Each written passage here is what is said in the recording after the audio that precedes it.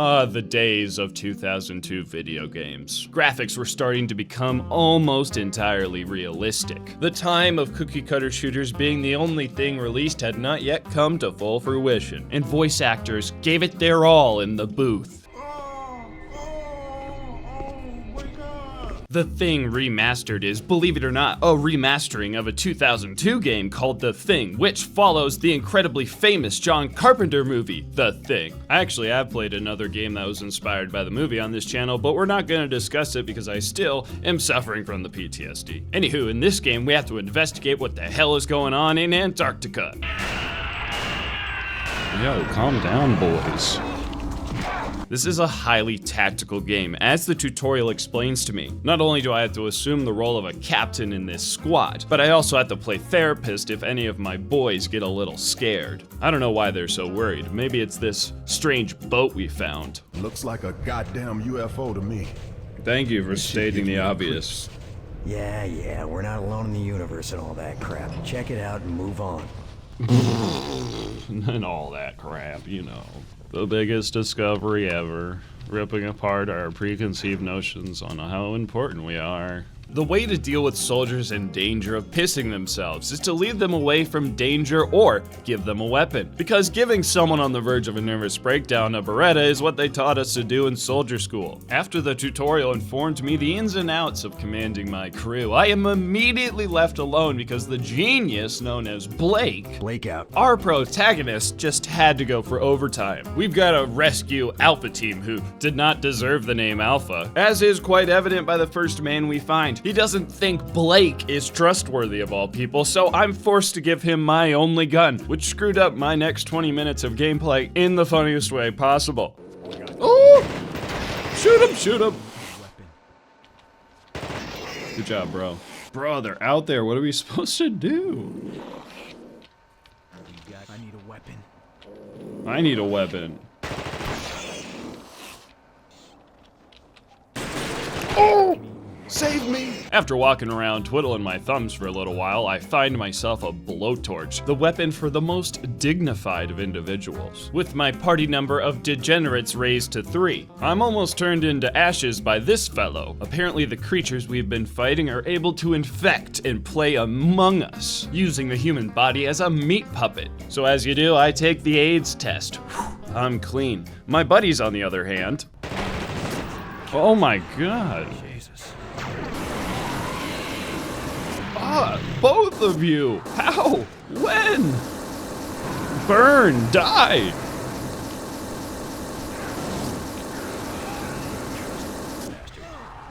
I can't believe I let you hang on to my gun for so long. Well, my new pals are dead now, and Flamethrower Man leaves immediately. God damn it. Well, I don't have to wait too long to find a buddy. One starts throwing grenades at me for whatever reason came to his mind.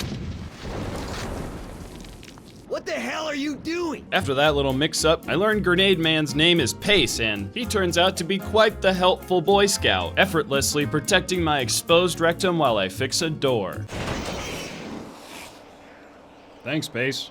Once inside the facility, we come across another Flamethrower Man, and for some reason, every single guy with the ability to liquefy flesh is really scared of me. To earn his trust, me and Pace gotta go kill the rest of the walkers, a monster of the full-sized variety. You need a flamethrower to deal with them, and the game gives you one. I used it surgically with immense skill. I only burned Pace like one time. With the trash dealt with, our new companion is gonna let us into the radio room so we can call HQ. Psych, it's busted, and this shit turns into the Alamo faster than you can say Alamo. We try another building with the emergency radio, but no luck. Again, the monsters seem to know exactly what's up and besiege us. The boys and I fight courageously for what feels like years. Thousands of rounds were going all over Antarctica at that moment. After gallons of monster blood and a few of Pace's was all over the place, a mysterious man who was probably responsible for the radio runs off into the distance. We pursue but lose sight of him as he ducks behind a locked door. Shouldn't be a problem, I'm no stranger to breaking and entering. Ignore the part where I fall through the ceiling, see a monster, and in my panic blow both of us up by shooting a gas barrel.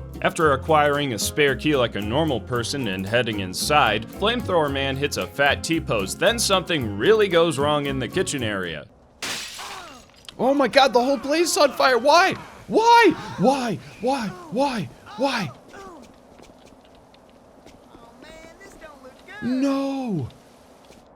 Well, at least you're alive, Pace. Proceeding from the place where my friend was smited by fire, I have to leave Pace behind because he's too fat to fit in a vent, and I need to traverse deeper into the facility. I find a whole ton more monsters that need to die, and also this guy who I don't assume was the person I'm chasing. I don't know, Blake doesn't. He uses his nerd brain for me and fixes up a door. My new pal and I fight deeper into the facility, and he accidentally blasts a whole bunch of alien guts onto my head. There's no time for apologies, because a second later, we're in a boss fight. It turned out fine, but not for my friend.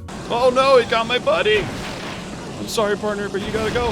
Forced to go it alone, again. I somehow find my way into a submarine? There's some wild shit going on in Antarctica, let me tell you. Everything's par for the course down here. Lots of little bugs to get smashed, and a couple doors I have to open. This guy was trapped in a room with a face hugger, and it only came out to attack me, which is just so nice. I give him baby's first handgun so that he might be useful, and we descend further. For some reason, there's another lost soul just hanging around, cause what the hell else do you do in the South Pole? These switches each open up a room, and I think you're supposed to do it one at a time so you can slowly take on the monsters that come from them. Why not do it the exact wrong way? Weapons free, gentlemen! Get him! Get— Oh, I'm sorry. I didn't mean to do that. I'm sorry.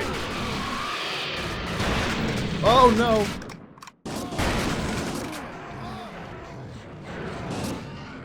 That did not work out. After things got a little out of hand, we meet Dr. Faraday. I don't know him, but Blake apparently does, and he drops just a ridiculous one-liner. Follow me.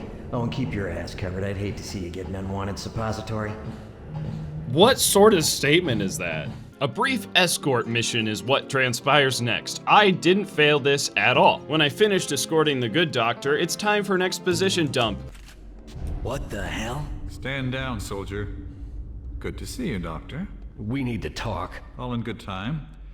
But first, I'm afraid I'm gonna have to ask for your weapons. I'm not doing anything Yo, until I Blake, get some calm goddamn down. answers. You're out of your league here, Blake.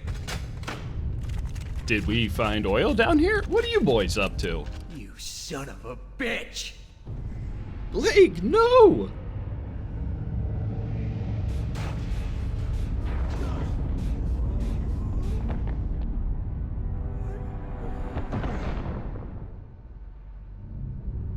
I thought you were smarter than that. I didn't. Luckily for Blake, that was a tranquilizer bullet. Unluckily for Dr. Faraday, he gets the real deal. If you're kinda confused what's going on, so am I. According to the general bad guy dude, he's an off-brand version of the Umbrella Corporation from Resident Evil. He's gonna use the alien virus to do stuff. After waking up from my cat nap, I'm placed in an area of the game that's either broken or made by a stupid person. I have no weapons and I'm trapped in a room flanked on both sides by enemies. The only way I could figure out of this was to play Ring Around the Rosie with the monsters and try to lock them in different rooms. That sort of worked until the next stumbling block came upon me. There's a door I can't open. I need an engineer to do so. The only one here is basically half dead and I need to somehow heal him. Easy, I found a med kit and a couple other guys. Too bad they're both gonna have to be sacrifices to give the engineer enough time to open the door. Finally, I can defend myself and their deaths won't be in vain. Probably. This set of switches was the game's way of screwing with my day. You're forced to guess the right combination to open up a security checkpoint, and if you don't, all hell breaks loose.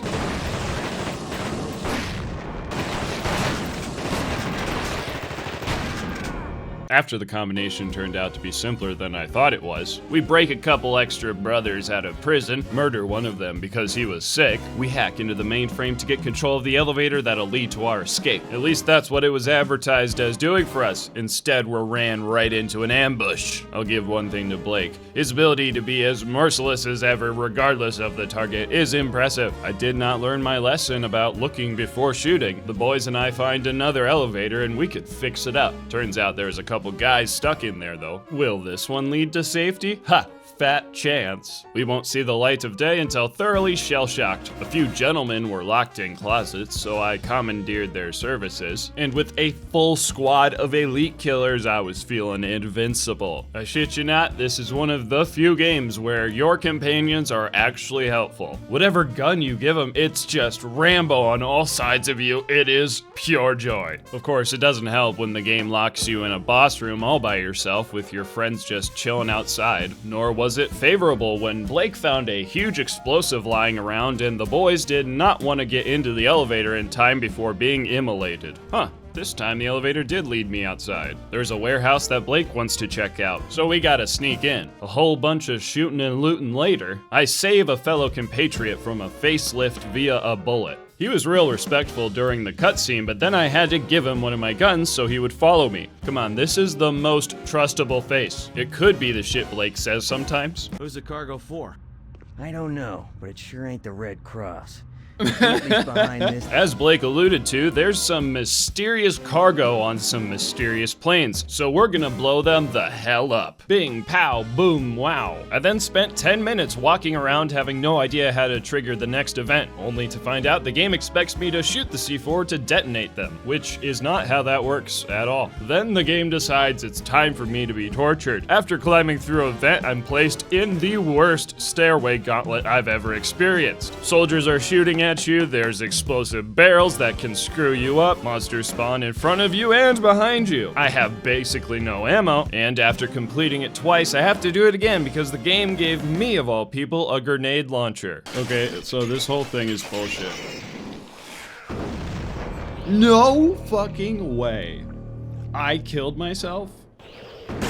Oh my god, I did it again!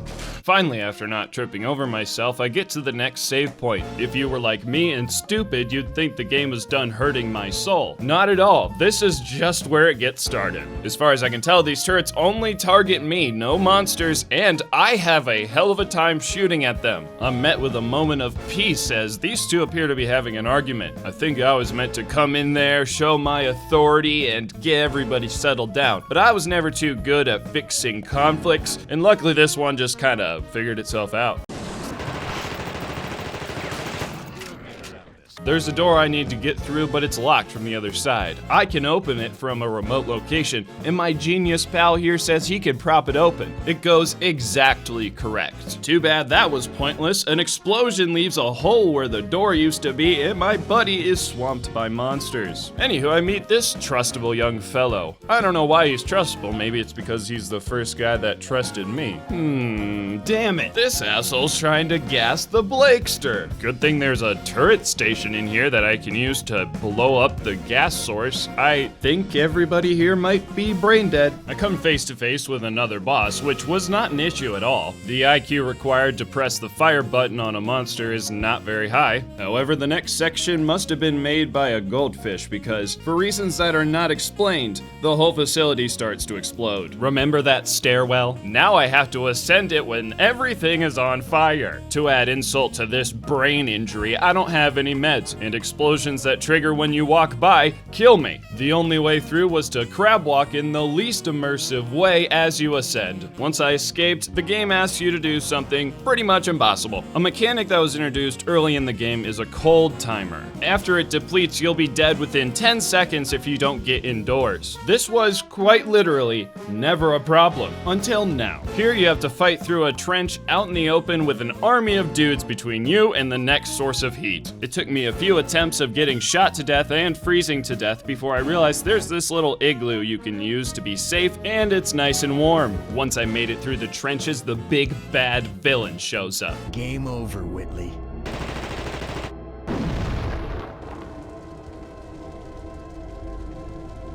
Did you really think that was gonna work? Mr. Batty tells me his plan is world domination because he's I'll be real, he does not explain it. He says he controls everyone on the continent, but then just kinda runs away saying he's gonna infect the world. Who cares? I'm in pursuit to stop him. Coming to terms with the fact that no one escapes Blake's hatred, he turns into some sort of Japanese hentai monster. Just when I thought the final boss was gonna be as generic as the others, an anonymous chopper comes out of nowhere with a goddamn M60 machine gun bolted onto it. Chopper gunner section! Let's go!